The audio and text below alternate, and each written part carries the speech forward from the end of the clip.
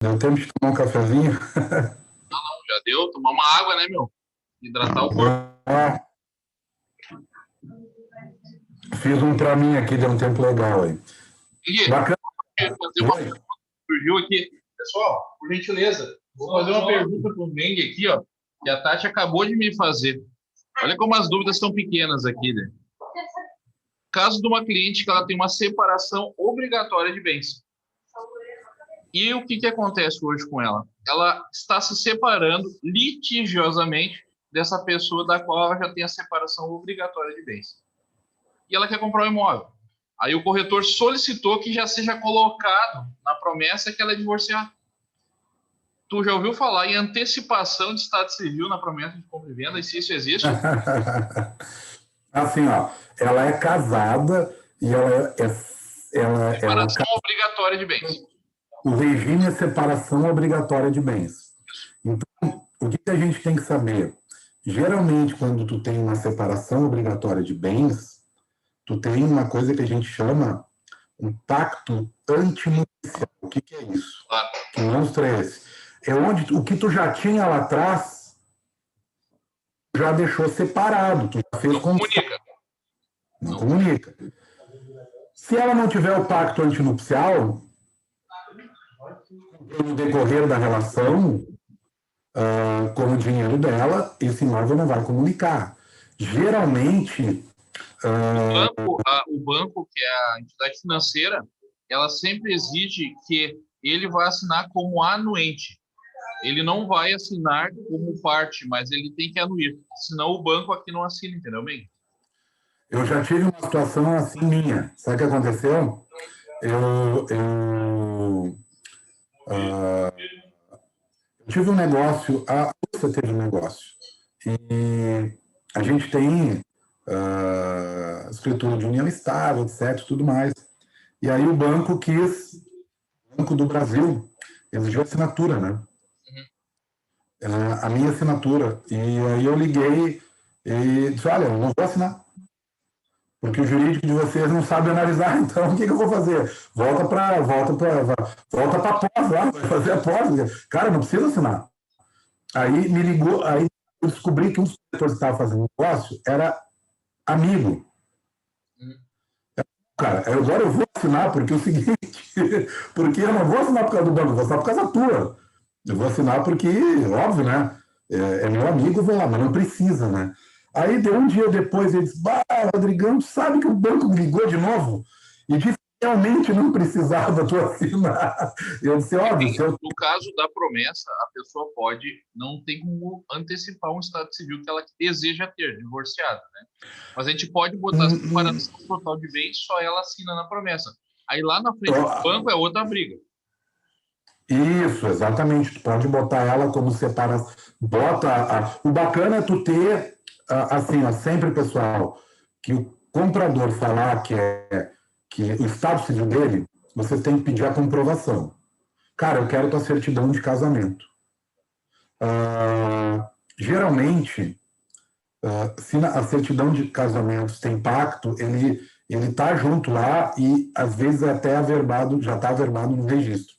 Peça para olhar antes, entendeu? Agora, tu não pode antecipar exatamente. A pessoa quer comprar como divorciada. Ela não pode. Por que provavelmente o comprador quer fazer isso? Ele quer fazer porque provavelmente o cônjuge vai dizer que aquele dinheiro não era dela, era dele, entendeu? E que aí, e aí ele, a gente não tem, a gente é técnico e a gente não tem como fazer a mediação do regime matrimonial dos nossos compradores. Nós temos como orientar. Mas, olha, então é o seguinte, o instrumento, pessoal, ele sempre é particular. Pode frisar isso para o comprador. Por isso que diz, instrumento, meta de compra e venda, instrumento Mas, particular. Meng, só por uma questão de mitigação de riscos, tá? A gente assina a promessa com ela, ok, tudo certo. Separação total de bens, é obrigatório de bens, colocamos como é. Mas ela tem uma multa contratual a adimplir caso ela não cumpra. E chega lá na frente, o banco exige que o anuente assine. O cara tá separando dela e diz, eu não vou assinar nada para ti. e o banco resolve não assinar e ela não cumpre com o vendedor do imóvel, ou seja, não paga. Ela não está se expondo ao risco? Está se expondo, e daí o seguinte, se vai envolver uma entidade financeira que vocês por antemão sabem que isso vai acontecer, vocês têm que, antes de assinar, conversar com o banco. Ah, bom, mas tem um banco que não assina assim e o outro assina. Então vocês têm que esclarecer a compradora que talvez ela tenha que mudar. A lógica que eu tenho é a seguinte: se o banco exige a anuência, se o marido dela vai lá e dá a anuência, o ex-marido dá a anuência na promessa, e lá na frente ele resolve não assinar, ele responde solidariamente, porque ele que está impedindo o negócio de acontecer. Agora, se ele não, eu não assino. Na realidade, ele não responde porque a lei não vai exigir que ele assine, né? Regime de separação ele pode assinar total. A promessa e pode não assinar lá na frente. Na realidade, não, ele não. Se ele não quiser assinar, não vai ter nenhum prejuízo para ele. Vamos dizer assim, ó, na promessa eu excluo ele da promessa, boto só ela. Mas lá na frente o banco me exige. Aí o banco me exige, e aí eu vou dizer, olha, mas o cara não quer assinar. Mas o banco diz, não, mas eu não aceito sem a anuência dele. Se isso acontece, por exemplo, tá? Ela vai estar exposta ao risco de uma multa contratual. Aí a gente pode mitigar da seguinte forma. A gente pode colocar no contrato, e aí que está agora, é exatamente o que eu vou entrar. Tu está trazendo uma situação que é muito comum, agora eu vou entrar nos problemas de promessa de compra e venda, tá?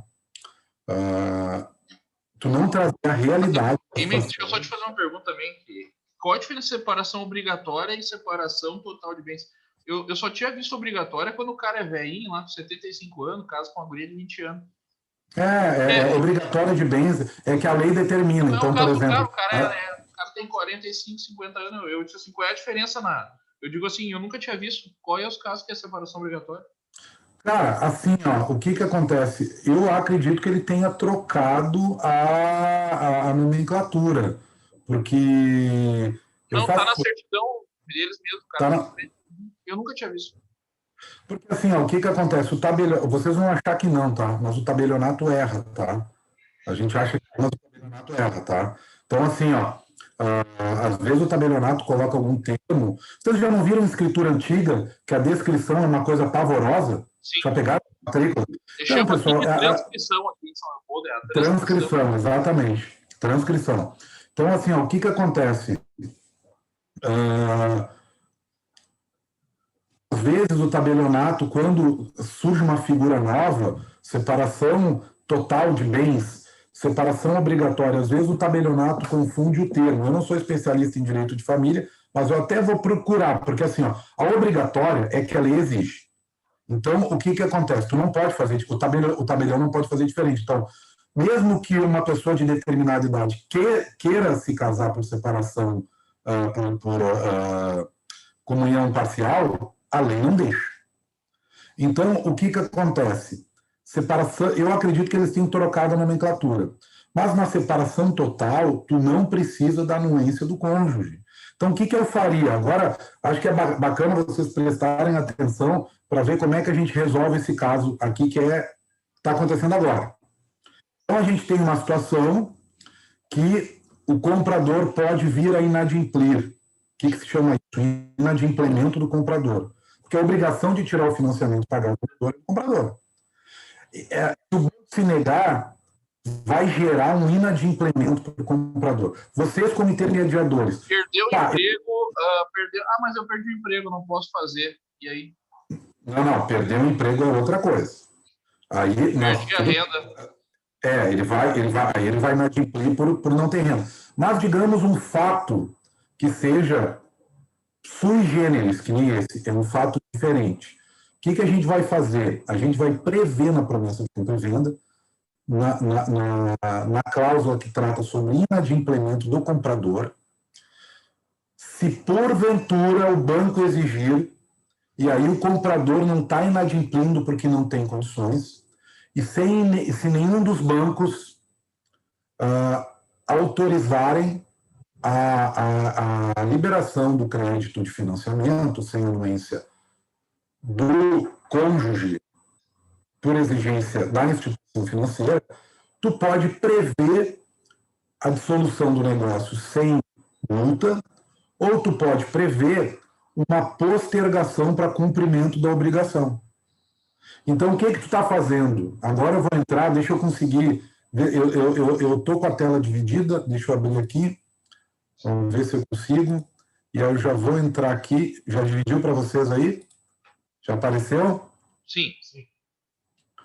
Então tá. Então, onde é que eu estava aqui?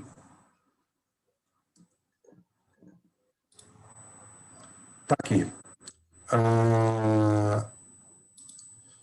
Tratos de promessa de compra e venda anuláveis ou nulos, que é o que muito dá. O que tem no contrato? Tá aparecendo, não sei por que não está aparecendo a tua. Não está aparecendo a tua tela, só está aparecendo o teu rosto aqui. Não apareceu, subiu. Eu não dividi, peraí.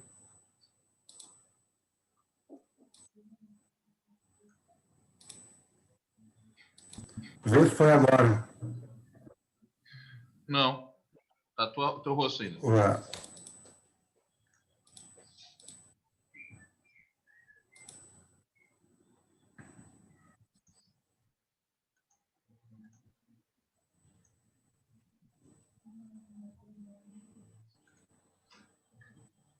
Ué.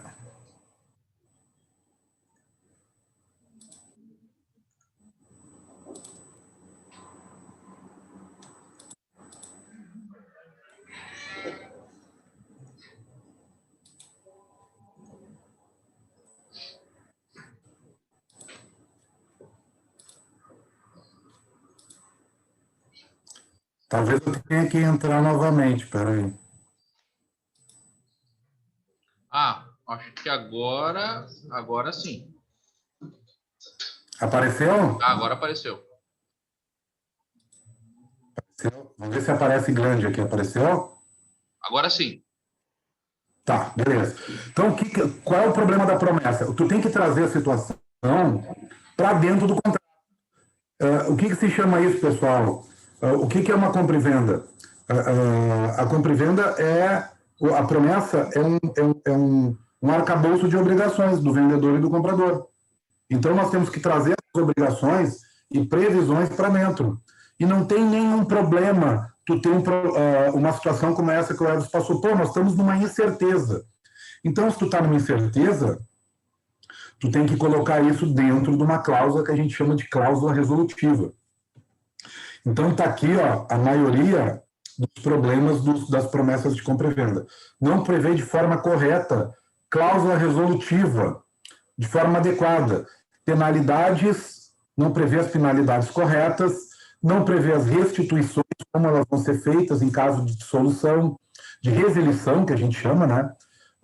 De resolução, perdão, não prevê as correções e os inadimplementos. Então, assim, nós vamos colocar lá nesse caso, especificamente, se inadimplementos do comprador, se por acaso o banco, instituição financeira, que for liberar o crédito constante na parcela B da cláusula quinta, por falta de anuência do cônjuge, visto que a compradora, hoje em processo de dissolução conjugal, se torna impossibilitada, dissolução conjugal litigiosa, o presente instrumento será, ponto 1, prorrogado mais 60 dias para cumprimento da obrigação, porque daqui a pouco o juiz já está decretando, quando ele decretar a separação de fato, o banco vai ser obrigado a aceitar, entendeu? Na audiência preliminar de divórcio lá, ele já decreta a separação de fato.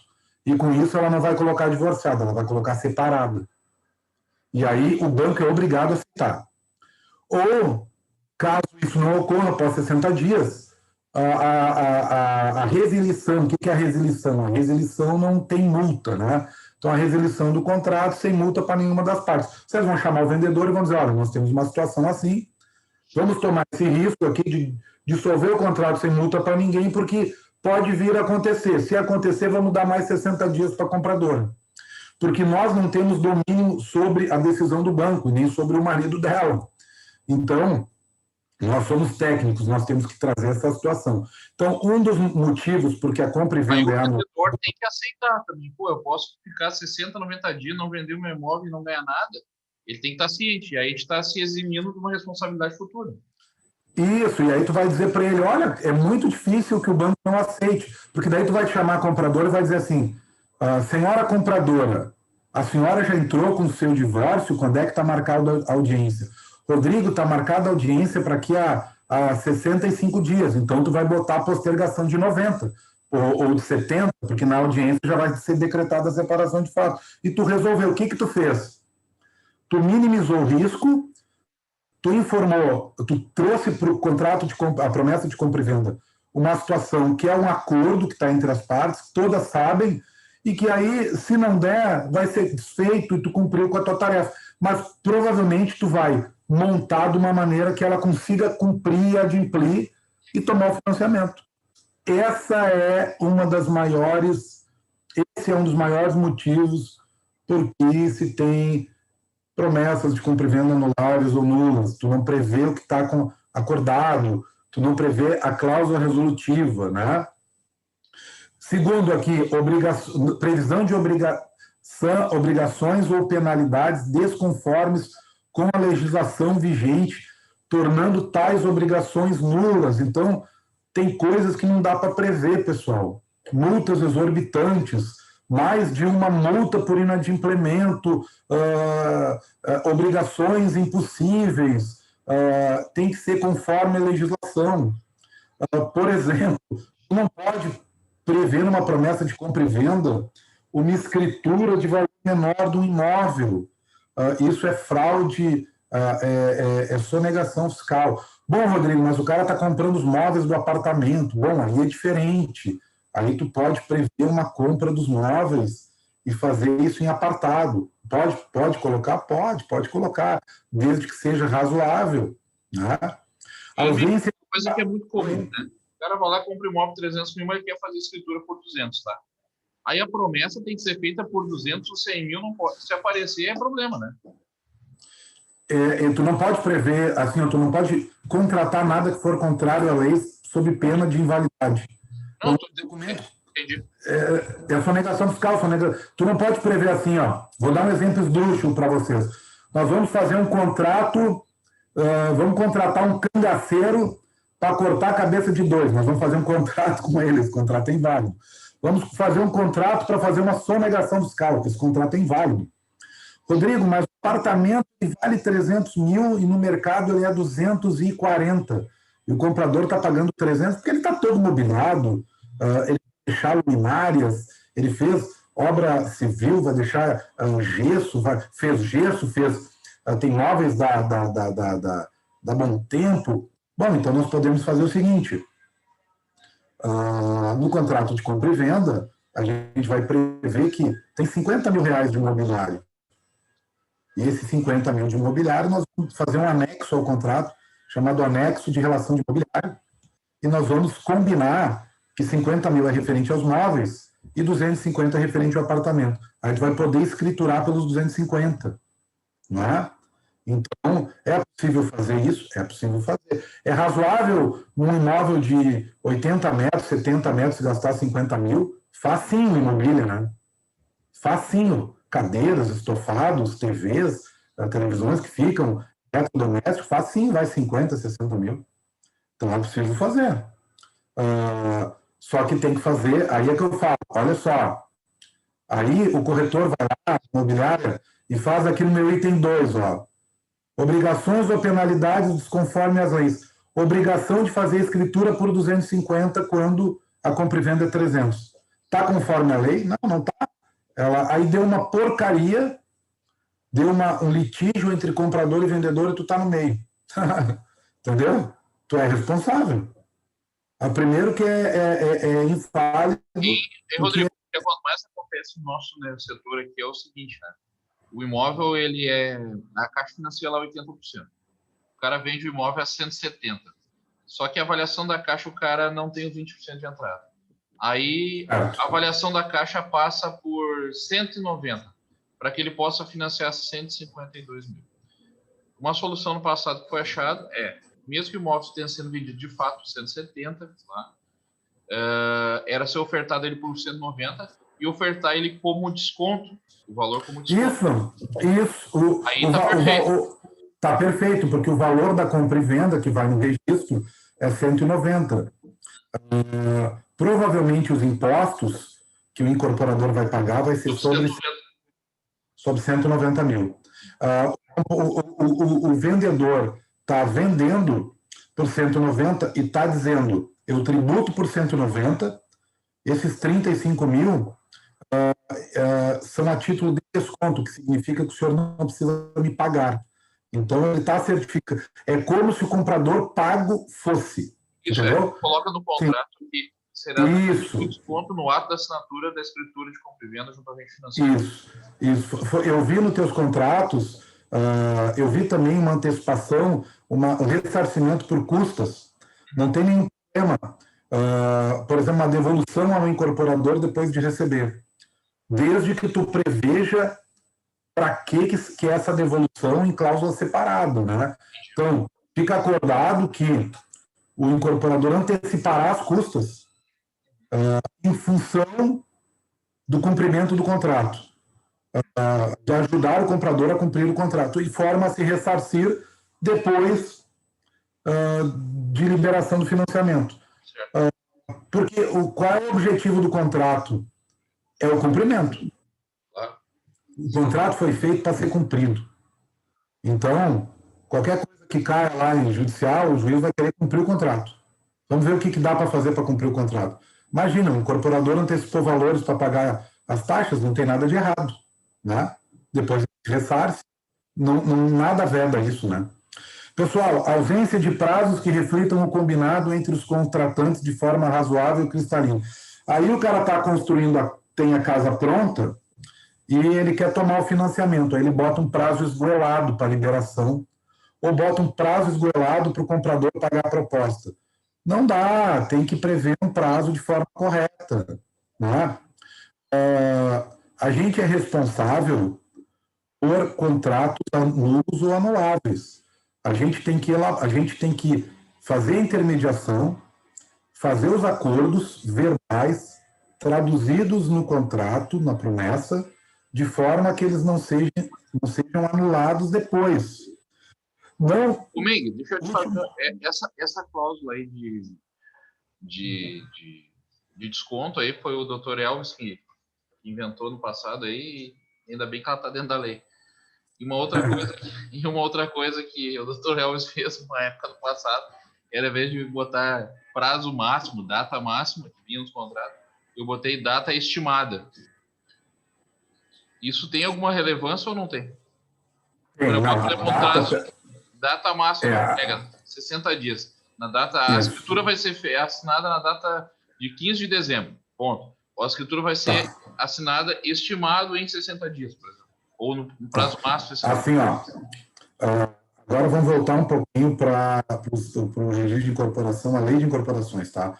A lei de incorporações, como teve muito distrato nos últimos 6 anos, até minha saída lá da Cirela, 2015, eu despachava 3 negócios, eu trabalhava do outro lado do balcão, eu era executivo da consultora, teve 7 anos atrás, em 2013, por aí, 2014, eu despachava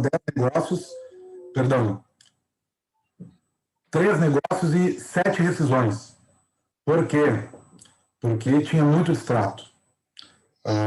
E aí, os incorporadores se reuniram e mudaram, fizeram um lobby no Congresso, mudaram a lei de incorporações e incluíram uma lei que alterou, que é chamada Lei dos Distratos. Mudou 2 ou 3 artigos e entrou uma série de coisas. Uma dessas que é a multa de 50% para o cara que está no patrimônio de afetação. Uma das outras coisas que eles colocaram muito bacana é que o cara que tem vamos falar, o cara tem um regime de incorporação, ele pode atrasar por 180 dias sem justificativa, praticamente. Então, essa tolerância... Quando está na incorporação. Fora disso, não tem essa... Não, fora disso, não tem. Quando está na incorporação, a legislação prevê os 180 dias. E se além da incorporação ele está no patrimônio de afetação, a multa não é 25 a 50. Respondendo a tua pergunta, que tu botou data estimada, a legislação também preveu tem que ter data específica, sob pena de ser a promessa inteira inválida por justa causa. Então, assim, ó, eu não vou abrir a lei aqui, porque seria muito preciosismo, e não é o nosso objetivo. Mas assim... Para entender, porque às vezes são técnicos que falam sobre questão, né? Assim, ó, tu tem que ter uma data certa de entrega. Tu não pode ter data estimada. Então Meg, assim, vamos pensar nesses casos desses clientes que compraram um imóvel na planta, ainda sem incorporação, tá? Se nós acreditarmos que a documentação sai em 3 meses, eu tenho que botar 6. Se eu achar que vai levar 6 meses, vou botar 1 ano. Porque senão eu vou dar uma data, eventualmente por uma pandemia agora, ela não é cumprida, aí tu pode estar incorrendo num erro grave, né? Vai botar assim, ó. Tu acha que vai sair em 3 meses, tu vai botar a individualização será realizada em 180 dias, a partir da assinatura desse instrumento. Podendo ser antecipada 90 dias, a qual o comprador aceita, vírgula, sem prejuízo para nenhuma das partes. O que significa isso? Que tu pode antecipar 90 e ele tem que aceitar. Mas a data é 180. Entendeu? Eu posso colocar uma data podendo ser antecipada. Isso.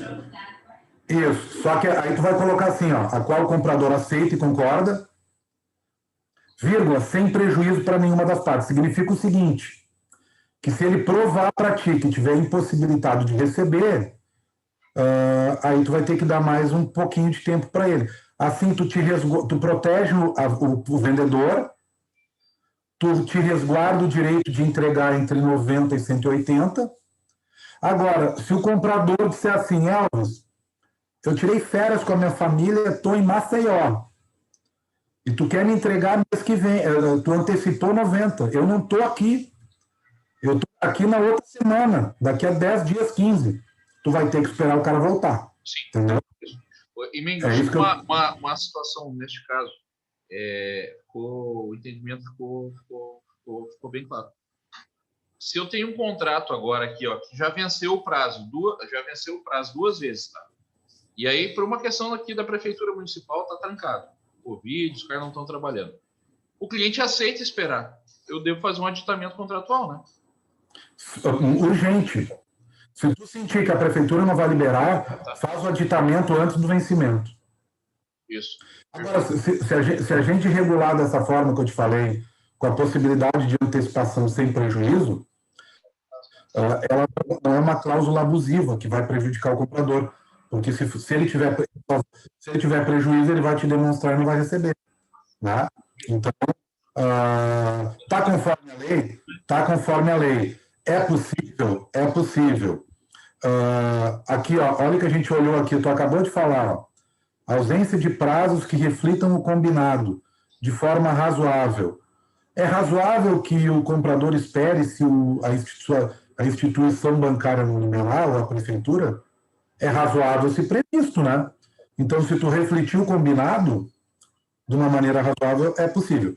Pessoal, outro problema, não valoração da due diligência. O que é isso? É tu fazer o checklist lá das certidões, tu olhar o estado civil, tu olhar a matrícula do imóvel, né? Então, nas promessas de compra e venda, para não serem anuláveis, elas têm que ser analisadas dessa forma. Vocês vão dizer para mim, Rodrigo, dá um trabalhinho, né? Cara, dá um trabalhinho, mas vocês são remaxianos aí. Vocês não são essa equipe vocês não são qualquer corretor, né? É uma equipe diferenciada. Então, olha aqui, ó. Vamos olhar aqui uma decisãozinha. Agravo regimental, orientação súmula 7, em sede é inviável o exame de responsabilidade civil do corretor de imóveis. O corretor de imóveis deve atuar com diligência prestando às partes negócio que intermedia as informações relevantes, de modo a evitar a celebração de contratos nulos ou anuláveis, podendo, nesses casos, constatar sua negligência quanto às cautelas, que razoavelmente são esperadas da sua parte, responder por perda. Então, o que quer dizer isso aqui, pessoal? Quer dizer o seguinte, Tu tem que fazer um contrato que não seja anulado ou nulo. E eu vejo muito o colega que vende pra caramba. Eu adoro esse corretor, porque, cara, eu sou corretor há 26 anos. E fiz muito plantão, bati em muita porta, ajudo os corretores a fazer ainda. Cara, a profissão é fantástica. Aí, quando eu conseguia ter um negócio que eu conseguia fechar os números, o que eu queria era assinar rápido, porque senão o negócio ia esfriar, né? A curva de emoção baixa. A gente é comercial, a gente tem que vender e tem que assinar. Mas a gente tem que ter a ciência das partes que são fundamentais. A gente chama de elementos essenciais. A gente tem que saber tudo? Não, a gente não tem que saber tudo. Quem tem que saber tudo é o broker. O broker tem que saber 95%, né? Mas o broker vai frear o corretor, vai dizer, cara, segura o homem aí, o homem é uma patrola, segura ele, segura esse é um trem descarrilhado, o cara vende, segura. Por quê? Porque a função dele é vender, e não está errado. Mas ele tem que ter ciência que ele tem que fazer um contrato, que o contrato seja cumprido. E aí, o que eu oriento? Cara, quando fechou os números, para tudo, faz o cara respirar. Ele tem que tirar na agenda dele 1 hora para sentar e fazer o esboço do negócio e fazer esse checklist. Cara, o que a gente tem que fazer para esse negócio aqui não ser nulo ou anulado? Nós tiramos as negativas? Tiramos. Cara, tem um problema na receita. Pô, vamos pedir para o cara esclarecer. Vamos pesquisar lá no TRF4 se tem ação de execução fiscal. Eu vou entrar agora em fraude de credores, vocês vão entender o que eu estou falando. E quando a gente tem dentro da imobiliária toda essa esteira para prever esse risco, é melhor ainda, né? O corretor não precisa nem parar para fazer isso, né?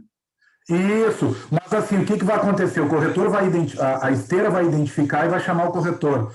Ah, vai derrubar o negócio. Não vai derrubar, para aí. Tira 1 hora. Ah, mas eu não tenho tempo. Cara, tu é profissional, tu tem que ter tempo para sentar e tratar do teu negócio, cara.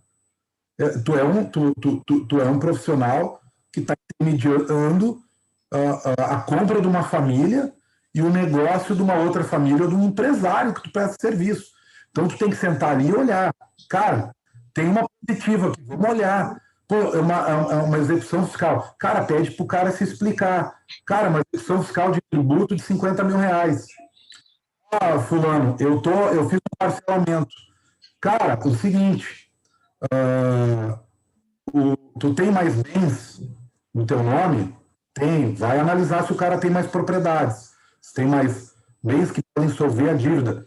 Porque a fraude, ela é comprovada quando a execução que está em andamento leva o cara à insolvência, tá? Tá, mas o que eu tenho que fazer com essa informação? Cara, tu vai ter que colocar no contrato. E tu vai ter que chamar o comprador e explicar para ele, ó, essa empresa aqui tem um parcelamento, um refis, uma PGR lá, de pessoa jurídica, ele está pagando, está saindo uma certidão positiva com efeito de negativa. Ah, Rodrigo, uma positiva com efeito negativa vai sair e aí tu vai olhar, é um processinho fiscal que o consultor deve. Tu vai botar no contrato e vai explicar para o comprador e vai fazer ele assinar. E vai certificar se o vendedor tem outros bens para que essa execução não leve ele à insolvência. Tu vai ter que ver isso. Cara, é muito técnico. Não é um pouquinho. Mas é fácil de ver. Por quê? Vou mostrar para vocês o problema depois, tá? Só para concluir aqui essa informação dos contratos. Olha só, é inequívoco que o corretor de imóvel deve atuar com diligência, prestando as partes do negócio que intermediam informações relevantes, de modo a evitar a celebração de contratos nulos ou anulados, podendo, nesses casos, constatar sua negligência quanto às cautelas razoavelmente esperadas da sua parte, responder por perdas e danos. Nós vamos ver depois, agora em fraude a credores, o resultado. Pessoal, dicas para os contratos. Se tem possibilidade de inadimplir ou de contrato ou da compra ser revogada, tu tem que informar no contrato. Aí vai dar problema, vão dizer, não, mas vai cair lá o advogado lá, o cara que está na área querendo processar todo mundo, vai lá naquele condomínio e vai dizer assim, pá, tem 10 unidades aqui, eu peguei 2 que foi penhorada pela Receita Federal, pela INSS. Eu vou processar a imobiliária e coloquei imobiliária. A imobiliária chega lá e mostra o seguinte: o seu juiz está aqui, ó. Eu falei para o comprador que tinha um processo fiscal. Eu falei do risco. E ele quis comprar mesmo assim. Eu fiz constar na promessa de compra e venda. Está aqui, ó. Né? Então, eu informei. Então, me tira dessa aí. Não sou solidário. Então, possibilidades de inadimplemento. A não tomada do financiamento, porque o banco exige que o cônjuge de uma pessoa com separação total anula. A pessoa que convive em união estável, a anexação ali do documento de negativa de convivência em união estável, verificar se as obrigações contratadas não estão conforme a legislação. Por exemplo, vamos escriturar por 30 mil a menos. Mas por que os 30 mil? Apartamento tá bom, então bota os móveis. Não, mas é porque a gente quer. Pessoal, eu não posso fazer isso. Isso é anulável. E nulo. É sonegação fiscal. Não posso fazer. Vamos fazer de outra. Tem que arrumar uma solução. Né? Valorar os riscos. E tu viu que o construtor tem uma dívida de 600 mil reais. 5 processos de cobrança, sendo que 3 são de execução. E tu tá vendo que o cara tá lá se debatendo, enlouquecido para vender, e muito provavelmente vai dar problema. Se não dá para fazer, não faz. Se não dá para fazer, não faz. Porque vai dar problema, eu vou mostrar para vocês agora.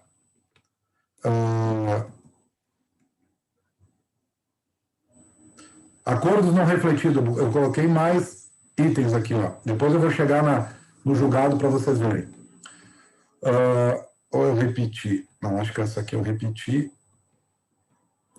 Dicas. Formalize todas as combinações por escrito. Tudo que tu combinar com o proprietário, pessoal. Então, digamos, tu combinou, o construtor combinou de trocar o piso, colocar o piso na casa que vocês estão vendendo. Só que tem que estar por escrito com o construtor. Não existe combinação via telefone. Veja bem, não existe combinação. Prometeu, não, mas isso não precisa constar no contrato. Combinem com ele por escrito e depois passem para o contrato. Esclareça mais de uma vez se necessário. Não assino a promessa se acordos verbais não estiverem refletidos no contrato, na promessa de compra e venda. Não assinem. Tem que estar refletido lá. Por exemplo, esse caso aí que o Elvis colocou. Se der problema, se o banco exigir a assinatura do teu marido, a gente te dá mais um prazinho, ou a gente desfaz o negócio sem multa. Isso não está previsto no contrato. Isso é um acordo verbal. É exatamente o que nós estamos falando aqui. Né? Seja prudente no estabelecimento de prazos.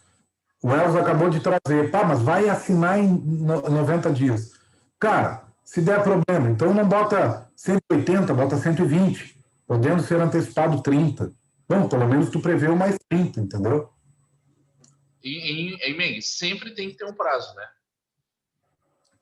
Sempre tem que ter, definido. E nesse caso, agora que a gente está vivendo esse momento de pandemia, existe alguma flexibilização nisso? Ou não? No começo da pandemia, a gente colocava nos contratos que os prazos poderão ser postergados por igual período em função do Covid. Né? E aí, por redução do funcionamento dos órgãos públicos.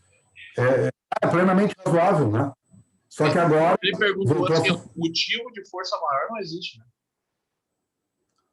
A força maior... É tipo assim, o cara botar assim, podendo ser prorrogável de contrato por motivo de força maior. Sem especificar, ele é muito amplo, né? Então o que é o Covid? O Covid é a força maior identificada. Sim. Os tribunais reduziram, o regime de imóveis reduziu o funcionamento. Né? Então, não tem nada de errado postergar pelo dobro do prazo, né? Por prazos igual, né? Então, ou seja, tu vai ter aquele prazo mais um igual, né? Então, não tem problema. É porque os órgãos não vão parar de funcionar de eterno, né? Essa é a verdade.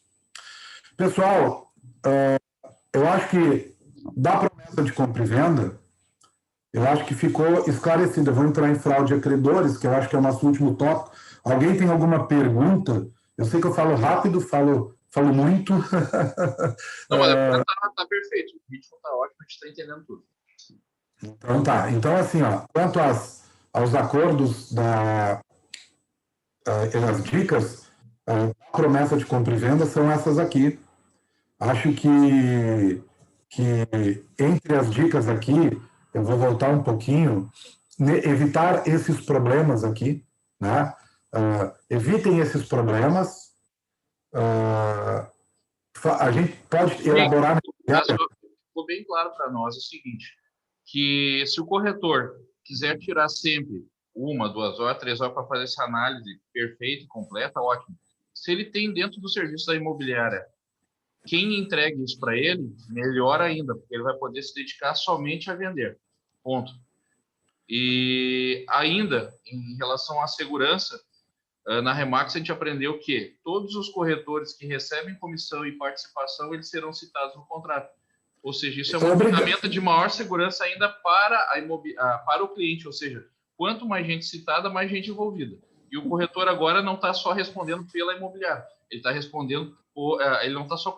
Antigamente era tudo no nome da imobiliária. Então, só quem respondia a imobiliária. Hoje ele vai responder também, né? Exatamente. A gente, quando abriu a nossa imobiliária, antes de ser Remax, todos os corretores constam como intermediadores no contrato. Por quê? Porque o profissional que faz 80% da intermediação, 90% é o corretor lá na ponta. A imobiliária vai fazer esses 20%, dar esse suporte. A gente vai alavancar a carreira do corretor com esses serviços, que é o que nós estamos fazendo agora, nesse momento. Isso aqui que a gente está fazendo agora a gente pode chamar de um compliance de risco, tá? Que não é todas as imobiliárias que fazem. Gente, não é todas as imobiliárias que param para estudar sobre o seu próprio negócio. Então, na nossa agência lá, todos os corretores estão identificados no contrato. 100%. A gente não deixa passar, entendeu? Os pontos que eu levantei aqui sobre a promessa de compra e venda são fáceis. A cláusula resolutiva, o que é? É a forma como tu prevê uma possível resolução do contrato. Então, o que é isso? Essa parte eu não tinha falado antes, mas eu acho importante. Rodrigo, tu está prevendo a forma do cara desistir? Desistir é uma coisa. Uma resolução do contrato é outra. Vou explicar para vocês. E, Rodrigo, outra coisa, irrevogável e retratável na promessa de compra e venda. Todas as que a gente trabalha são irrevogáveis, irretratáveis. E todas têm que ter cláusula resolutiva. A gente confunde essas coisas e agora eu vou ver se eu consigo agregar um pouquinho no conhecimento. Mas isso é um termo padrão, né?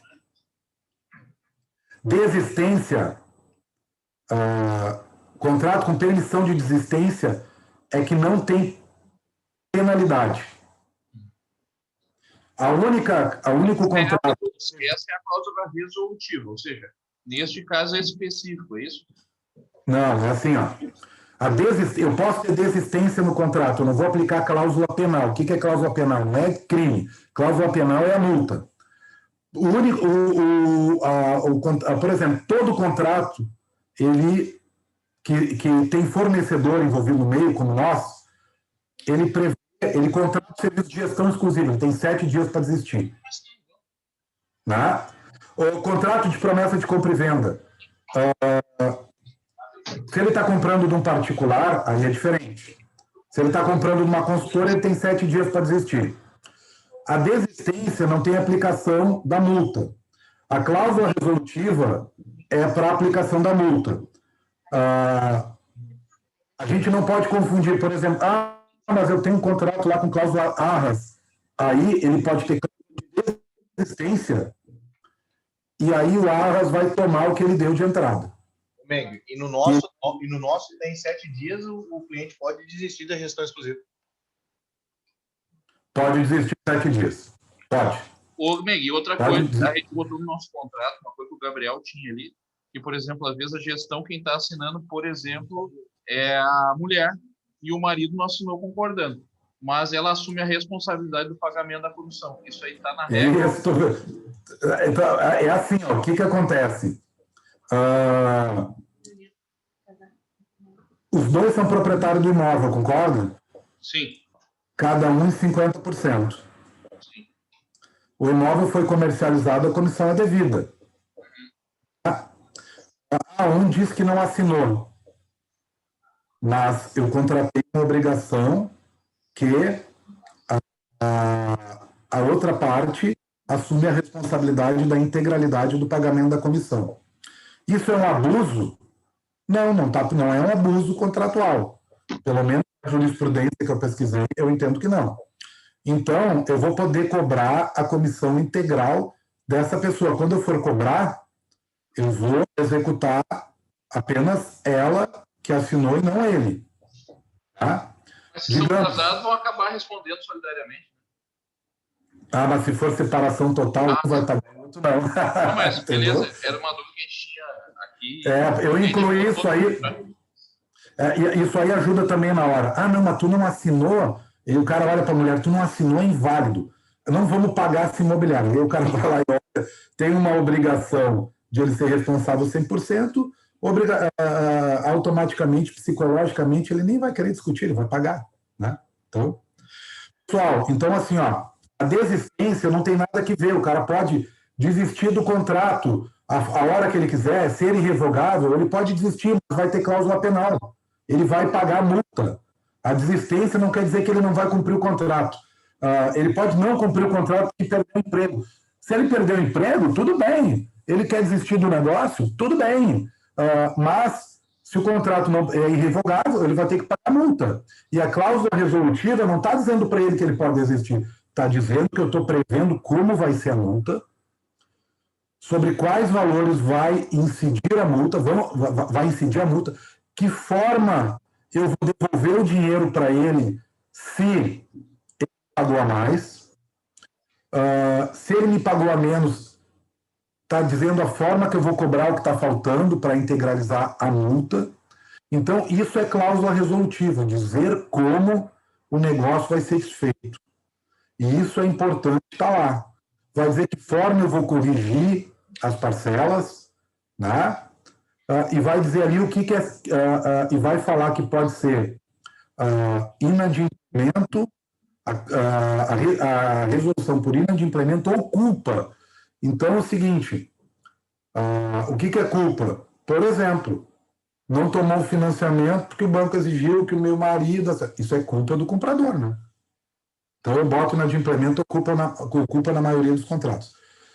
Acho que isso aqui está tranquilo, nós vamos entrar agora. O que é? O pessoal fica olhando, mas se eu tirar lá a negativa, o que é por que pode ter fraude? O cliente está fraudando o comprador. O cliente está fraudando, pessoal, e nem sabe o que é isso. Então, agora eu vou... Para quem não sabe, e a gente não tem obrigação de saber, mas vai ter um momento que vai precisar pelo menos entender um pouquinho. A fraude é o seguinte, existem 2 tipos de fraude. E a que mais nos interessa é a fraude à execução, tá? Fraude a credores, tu tem que provar 2 coisas. Tu tem que provar a má-fé, o débito existente à época do que o imóvel foi vendido, e tu tem que provar a má-fé do comprador, ou seja, o comprador não sabia. Na fraude à execução, Isso já é diferente, porque a má-fé, como é que tu vai provar a boa-fé? Faz a escritura e bota todas as negativas na escritura. Aí tu vai provar a boa-fé, entendeu? A má-fé, a pessoa que vai desconstituir, o credor, é só mostrar que existia um processo de execução.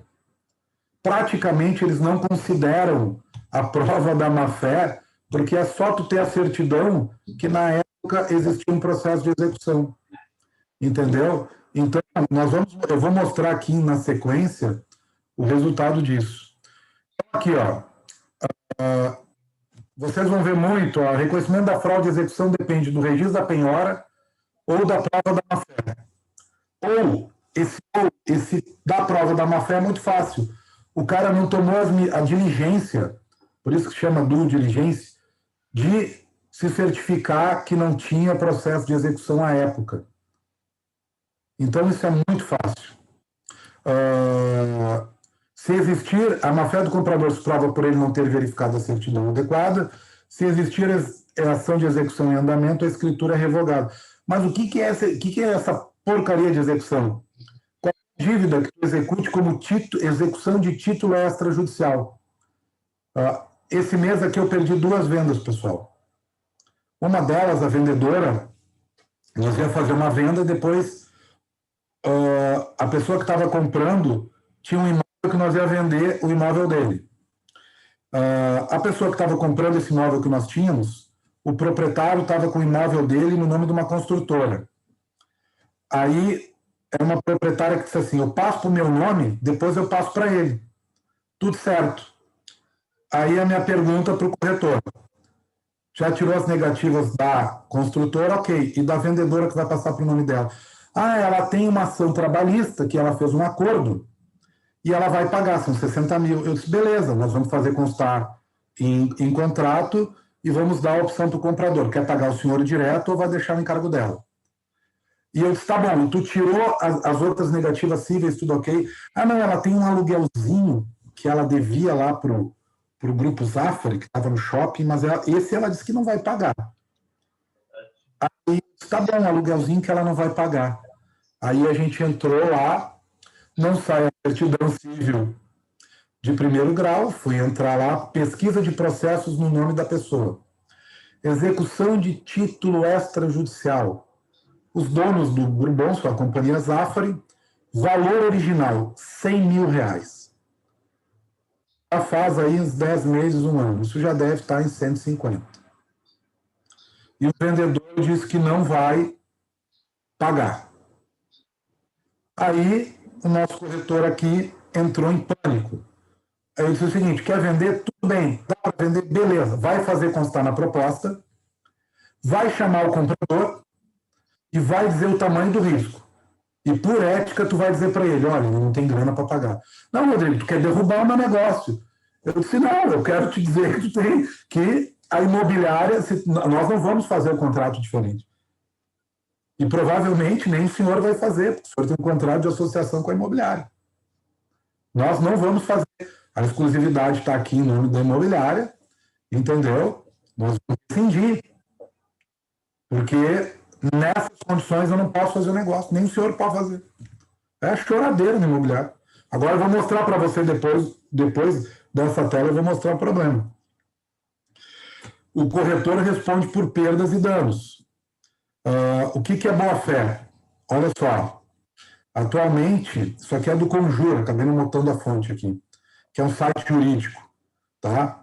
O entendimento majoritário de que o comprador somente será protegido pela lei se tomar as cautelas preventivas através da due diligência, da posse de toda a certidão do vendedor e do imóvel que for proveniente extraídas antecipadamente, provando que não teve condições de saber que seu ato jurídico estava prejudicando o direito de terceiros credores, ou seja, o cara que compra e dá o dinheiro para o dono do imóvel, ele está prejudicando o Zafari que tem dinheiro de receber 150, ele está fraudando o Zafari. Porque esse dinheiro, ele tem que ir para o cara que é o credor, e não para o vendedor do imóvel. Ele tem que cumprir o pagamento. Se tu está comprando, tu está participando da fraude. Então, esse imóvel vai ser tirado de ti. essa venda vai ser anulada. E o que vocês acham que vai acontecer com o comprador?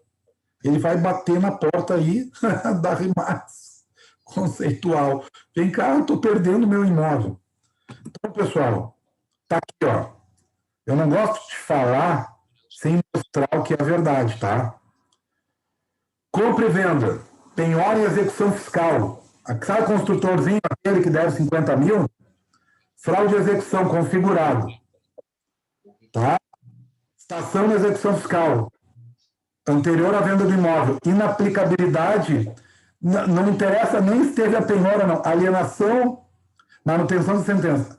No caso, a alienação da fração ideal localizada dentro do todo maior da propriedade do embargado ocorreu quando o executado já estava citado na execução fiscal, não tendo indicado outros bens da penhora para garantir a dívida, razão pela qual se conclui pela caracterização da fraude de execução. Fração ideal do todo maior é um construtor. Está aqui, ó, embaixo da explicação. Fato da área objeto de restrição constituir-se em área ambientalmente protegida não impede a penhora. O Superior Tribunal de Justiça, ao apreciar o recurso repetitivo, decidiu, após a entrada em vigor da lei de 2005, considerar fraude de execução as execuções de alienação de bens por devedor inscrito em dívida ativa, se ausente o patrimônio para garantir o débito, não se aplicando a súmula 375, blá, blá, blá, blá, blá. Então, é o seguinte, ó, a venda foi revogada nesse caso. E aí me fala, o que acontece com o comprador, gente? O que tu vai dizer para o cara? Foi tu que vendeu. Ou tu acha que o cara não vai bater na tua porta aí? Vai bater na tua porta. Quanto menor o ticket do imóvel, mais vulnerável de informações é o comprador. É um cidadão comum, sem acesso a informações. Óbvio que ele vai bater na tua porta. Óbvio que ele vai... É o dinheiro da vida dele. E no caso, por exemplo, um contrato que já tem ativo e que agora o corretor se deu conta de um risco como esse, um risco similar a esse, tá? O que pode ser feito para minimizar neste caso? O contrato já assinado? Então, o contrato está assinado, o cliente está esperando o imóvel ficar pronto, está esperando sair documentação, está esperando tudo. Só que agora o cliente tem que, sei lá, dar uma parte a mais de entrada, entregar um imóvel, dar a dação dele, e tu tá sabendo que tu não tomou a devida ação preventiva. E agora tu tá já em alto mar. Tu não pode voltar para o Porto Seguro, que seria não assinar o contrato, mas também ficar ali, ficar à deriva. O que é a ação mais prudente nesse caso? Olha, como a obrigação nossa é informar dos riscos do negócio, antes de ele pagar mais grana, e se tu achar que tem risco, tu pode fazer um informativo para o cliente. Vai ter que aditamento do contrato, tu não vai conseguir fazer porque o consultor não vai assinar, provavelmente nem ele. Tu informar do que tem em andamento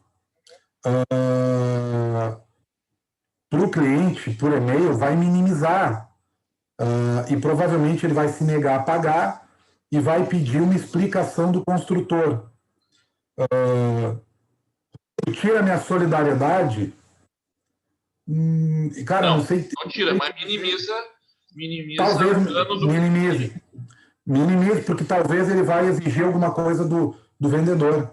Ele vai dizer, cara, tu tem um risco aqui e eu posso rescindir esse contrato aqui sem multa, se eu quiser. Sim. Tu é devedor, foi uma notícia que eu não sabia, e tu provavelmente, se eu rescindir, o consultor vai dizer para o consultor, tu vai me pagar uma multa. Então, vamos fazer o seguinte, eu tenho que fazer um termo aqui, tu me dá um aval, se é CNPJ, tu me dá um aval pessoa física. Uma garantia fideijussória, né, um aval pessoal lá, uma fiança pessoa física, seja como fiador pessoa física, em função da restrição número tal. E aí, poxa, se ele fizer isso aí, cara, aí eu vou te dizer que tu identificou no curso do processo de compra e venda e tu tentou minimizar. Não sei se é 100%, mas ajuda bastante, entendeu? Mas assim, eu sei que esse assunto que a gente está tratando hoje, ele é chato, ele é técnico e eles, às vezes, parece que nós vamos deixar de fazer... Mas olha só, quem não quer saber disso, troca de profissão. Porque Exatamente. não, é assim, ó, e não trabalha comigo e não trabalha contigo, pelo jeito também, né? Porque a gente não... Isso aí cara, o cara sem futuro. Exatamente. Exatamente. Pessoal, ontem a gente assinou um contrato aqui de um imóvel, valor vultuoso, aqui foi uma parceria que a gente assinou com um parceiro de fora, mais de 3 milhões, para vocês terem uma ideia. E, obviamente, não era um imóvel que estava na casa. Foi um imóvel que o corretor descobriu, um conhecido que ele tinha, outro corretor que fez parceria. Ou seja, eu não tive tempo de verificar o imóvel antes. Né? E aí, o que aconteceu? Nessas vendas, cada parte tem o seu advogado lá. Sim. E aí, não deu tempo de verificar, o negócio quase foi pro ralo. Tinha o IPTU discutido judicialmente, na matrícula do terreno tinha notícia de ação. E aí, eu fui ler a notícia de ação na matrícula, estava assim, a notícia de ação, por discussão do IPTU, depósito integral dos valores. Ou seja, a pessoa garantiu a execução, dá para assinar, dá para assinar. De cara eu já disse, vai dar para assinar. E aí o cara mandou para o advogado, o que aconteceu? Deu para assinar. Só que daí o vendedor também tinha uma restrição na Receita Federal. Aí eu disse, bom, essa com certeza o advogado lá vai dizer para não assinar, porque pode ser uma execução fiscal. Chegou lá, era duas PS atrasada da empregada doméstica de R$1.000 e poucos. Aí o cara vai apresentar e botar em dia. Para vocês verem que nos tickets altos isso aí é regra. Aí a gente mandou a promessa de compra e venda. A promessa de compra e venda teve uma alteração de data. A gente parou 2 dias, 3 horas. Não teve uma alteração. Uma alteração. Por quê? A gente parou para fazer direito. E aí a gente pontuou tudo. Tinha contrato de imóveis, tinha tudo. Tinha posse antecipada. Então, assim, é o que tu falou, o corretor tem que saber, não tem o que fazer. Pessoal, voltando aqui, tirar certidões indicadas, a imobiliária sempre tem um rol das certidões. Se tiver uma restrição, mas não dá, olha nesse caso aqui, a Receita Federal era o GPS da empregada, pessoal. Só que a dívida fiscal, como eu mostrei na anterior, é um horror, ela vai lá e desconstitui. Enquanto que a notícia de ação da matrícula, que parecia ser um bicho de 7 cabeças, era da construtora anterior, que foi lá e depositou o valor do IPTU, ou seja, não tem risco nenhum. Se ele for condenado, já está o valor lá depositado no juízo. Então não vai afetar a venda. Né? Então tem que olhar, às vezes uma coisa parece ser muito grande, não é, e outra coisa que é pequenininha, tem que verificar. Se for ação de cobrança ou execução, tem que verificar, ou se o valor for significativo, fazer constar no contrato. A ação de execução tem que botar todas no contrato, não tem o que fazer. Tem que botar e explicar. Converse com o vendedor, informe sobre a responsabilidade solidária da imobiliária. Então, muitos corretores pensam assim, vou chamar o vendedor e dizer para ele que ele está devendo lá no cartão de crédito do Itaú, é uma execução. Chama o vendedor na imobiliária, faz um zoom com ele, diz, seu João... Mostra a lei dela de 2010 e diz para ele, olha só, nós estamos juntos nessa. Isso, imprime a lei e diz, olha, seu João, se o senhor não pagar e o comprador perder o imóvel, eu sou avalista dele, eu sou fiador dele. Eu sou fiador dele. Porque a lei diz aqui, eu não posso vender um imóvel assim. Me explica, seu João, como é que é isso aí? Eu vi aqui... fiador do senhor, né? Eu sou fiador do senhor, né? Exatamente. Tem como entrar do vendedor, exatamente. Então, se tu entrar lá, a Secretaria de Vendas, que é a pessoa que faz o contrato, se não sabe, eu posso explicar depois como entra para procurar o processo. e ver o tal do valor da causa. Se está na causa lá 10 mil, chama o seu João. Seu João, o senhor está pagando isso? Não, eu renovei. Mostra um baita profissionalismo com o cara. Ele vai dizer, cara, não vendo Isso. Isso. Aí ele vai dizer assim, ó, Rodrigo, é 10 mil, eles me parcelaram em 15 vezes, eu já paguei 7. Seu João, o senhor tem um documento aí que o senhor pagou, o senhor pode mandar por e-mail, e a última parcela paga, faz constar no contrato que tem um processo de execução, que o seu João está pagando, já pagou 50%, e fala para o comprador, olha, ele teve um negócio, eu por lei sou obrigado a fazer constar aqui no contrato. Isso não vai impedir ele de vender. O senhor está comprando um imóvel de 300 mil, ele até se comprometeu recebendo e lá que está. Podemos prever isso aqui no contrato.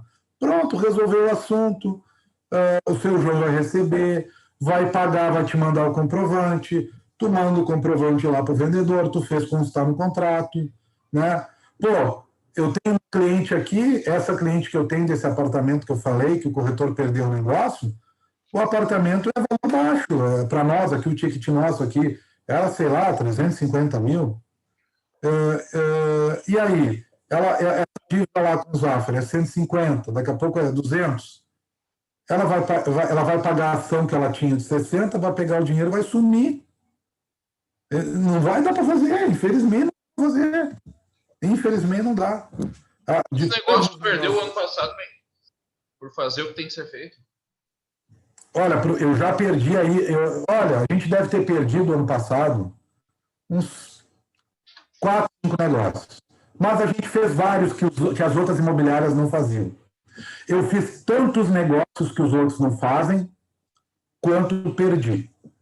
Pelo conhecimento. Então, assim, eu vendi imóvel em inventário judicial. Vendi imóvel em inventário judicial. Eu vendi imóvel que o vendedor tinha ação de execução civil e trabalhista. Aí vocês vão dizer, como, Rodrigo? Por quê? Porque a execução trabalhista era de uma empresa que ele já não tinha mais responsabilidade, eu fiz constar no contrato, eu chamei o comprador e disse, cara, ele tem isso aqui, ele não é parte do processo, ele está saindo, eu quero que tu pegue um advogado de tua confiança e mande o contrato, e eu só posso te vender assim. E ele fez isso, mandou para o advogado dele, o advogado, pode comprar. Mas, Ming, aqui a gente faz muito negócio que as outras mulheres não fazem, não tanto pela parte jurídica, que nem tu tem o conhecimento, mas pela parte financeira, porque a gente tem uma expertise na parte de financiamentos imobiliários, por ser correspondente bancário há anos. Então, a gente conhece, eu não digo atalhos e não é brechas, mas a gente sabe como enquadrar o cara da maneira correta, onde ele consegue comprar e os outros não entendem. Então, o que muita gente às vezes não entende no mercado imobiliário é que conhecimento, cara, vale muito dinheiro. Exatamente, o conhecimento é teu patrimônio, né? Então, para vocês que estão sentados aí, gente que começou agora na profissão, gente que já está há um tempo, o teu patrimônio, que é o teu conhecimento, ninguém tira, ninguém leva. Muitos vão achar um saco fazer reunião para estudar determinado assunto como esse aqui. Isso aqui é um investimento que tu está fazendo do teu tempo, um investimento da imobiliária, e que vai te dar uma velocidade no trato com os negócios e vai te trazer uma enormidade de clientes. Os corretores começam a virar referência. Isso é o que a gente quer. Pessoal, essa de voltando aqui, conversar com o comprador e com o vendedor é a parte mais tranquila, o negócio fica seguro. E assim, ó, eu acho que eu terminei. Eu vou abrir para perguntas agora e me colocar à disposição.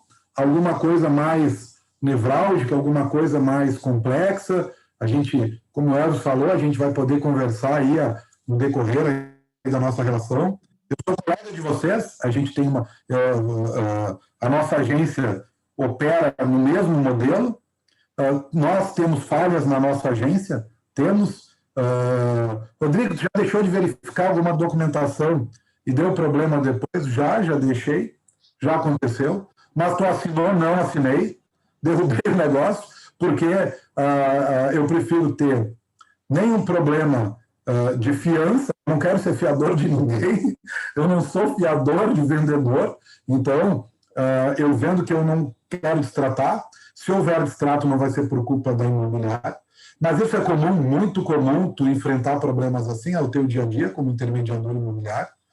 Já tem muitos negócios, eu digo os corretores, por eles saberem fazer coisas que as outras imobiliárias não fazem, assim como o Elvis falou, a expertise no enquadramento do produto financeiro da Caixa Federal, por exemplo, não é tudo imobiliária que faz, então vocês fazem aí com muita expertise, e é um diferencial.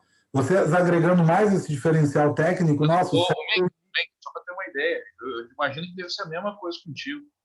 As outras imobiliárias chegavam a dizer assim, olha, cara, não tem jeito, mas faz o seguinte, vai lá na Vila Nova, fala com o Elvis, cara, se não conseguir comprar com esse cara, não vou mais ninguém. As outras mulheres mandavam para mim dizer, cara, não tem uma solução. Exatamente. Uma coisa depois, cara, vai lá e fala comigo que se ele não resolver, não tem jeito.